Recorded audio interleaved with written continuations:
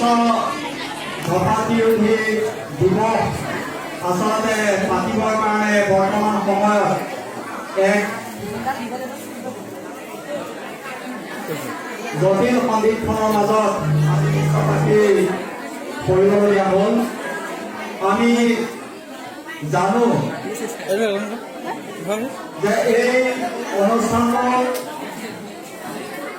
আজিৰ এই তাৰিখতেই প্ৰতি বছৰে উদযাপন কৰা হয় যে আমাৰ বিশেষকৈ উত্তৰ পূৰ্বাঞ্চলত 90% অৰ্থাৎ 90% মানুহ ধপাত সেৱন কৰাৰ ফলত আক্ৰান্ত হৈ মৃত্যুৰ মুখত পৰে। গতিকে 90% মানুহে ধপাত খাই মৃত্যুৰ মুখত পৰিবলগীয়া হৈছে, যিখিনি আচলতে দেহৰ বাবে অত্যন্ত বিপদজনক, আমাৰ দেহৰ বাবে ক্ষতিকাৰক। আমাৰ এই প্ৰক্ৰিয়াটো আচলতে পৃথিৱীত 80 লাখ মানুহ এই ধপাত সেৱন কৰি পেলাই প্ৰতি বছৰে মৃত্যু হয়। পৃথিৱীত 80 লাখ মানুহৰ মৃত্যু হয় ধপাত সেৱন কৰি প্ৰতি বছৰে। তাৰ উপৰিও আমাৰ এই ওচৰৰ চুবুৰীয়া দেশ চীনত অত্যাধিক পৰিমাণে ধপাত উৎপাদন কৰা হয় আৰু তাৰ পৰাই গোটেই ধপাত জাতীয় সামগ্ৰীবিলাক বিশ্বৰ বিভিন্ন প্ৰান্তলৈ যায়। আমি এই ধপাতৰ কুফল আৰু এই ধপাতে আমাক কেনেধৰণে ক্ষতিসাধন কৰে তাৰ ওপৰত শিক্ষক শিক্ষয়িত্ৰীসকল আৰু আমাৰ ছাত্ৰ ছাত্ৰীসকল, আজি এই দিনটোত আমি ছাত্ৰ ছাত্ৰীসকলৰ উদ্দেশ্যে এই অনুষ্ঠানটো আৰম্ভ কৰিছোঁ। আজি আমি এই অনুষ্ঠানটোত সংকল্প গ্ৰহণ কৰিম। প্ৰত্যেকগৰাকী ছাত্ৰ ছাত্ৰীয়ে ছাত্ৰীৰ সৈতে আমি আজি সংকল্প ল'ম।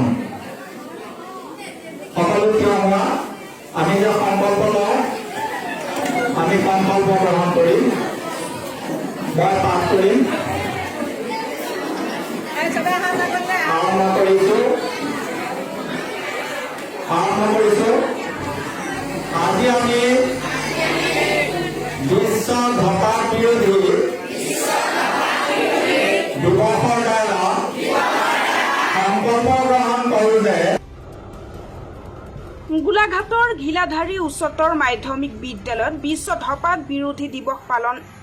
কালি সমগ্ৰ বিশ্বৰ লগতে ঘিলাধাৰী উচ্চতৰ মাধ্যমিক বিদ্যালয়তো বিশ্ব ধপাত বিৰোধী দিৱস পালন কৰা হয়।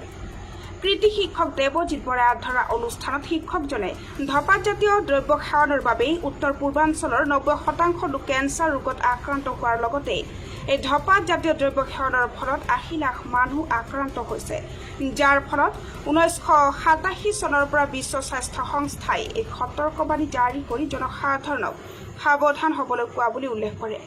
অনুষ্ঠানত বিদ্যালয়খনৰ অধ্যক্ষা পাৰিজাত শইকীয়াৰ লগতে শিক্ষক শিক্ষয়িত্ৰীসকলেও ধপাতৰ অপকাৰিতা আৰু ধপাত বৰ্জন কৰিবলৈ আহ্বান জনায়। কেইবা শতাধিক ছাত্ৰ ছাত্ৰী আৰু শিক্ষক শিক্ষয়িত্ৰীক দেৱজিৎ বৰাই ধপাত বিৰোধী সংকল্প বাক্য পাঠ কৰোৱায়। সভাই বিদ্যালয়ত গুটখা আৰু ধপাত জাতীয় দ্ৰব্যৰ ক্ষেত্ৰত অধিক কঠোৰ সিদ্ধান্ত গ্ৰহণৰ মত ব্যক্ত কৰে। গোলাঘাটৰ পৰা জীৱন গগৈৰ প্ৰতিবেদন, আসাম ফোকাছ।